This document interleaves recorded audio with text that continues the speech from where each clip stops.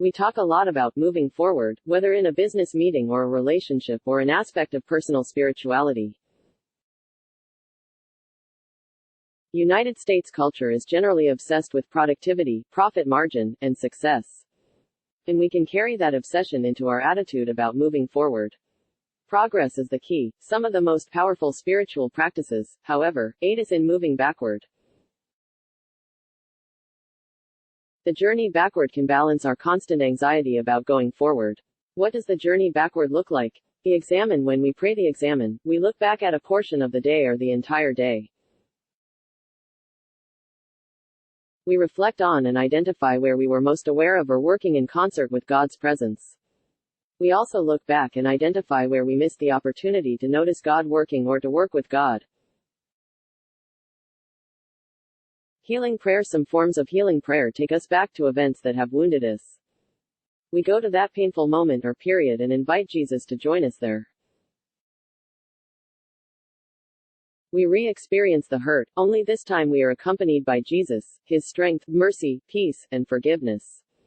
Sometimes this type of prayer experience can help us see the event differently. For instance, we might understand for the first time that the person who hurt us was also deeply wounded and that that person's behavior was due not to our fault or failure but to her or his own issues. Please note that this form of prayer nearly always involves a counselor, spiritual director, or other companion who can support the person and create a safe place for this kind of exploration. Storytelling. I can look back over my life and recognize multiple themes. I can open my past by focusing on specific aspects of it: relationships, jobs, struggles, personal development, where I lived and how that shaped me, what gifts I developed, what family roles I played, and so on.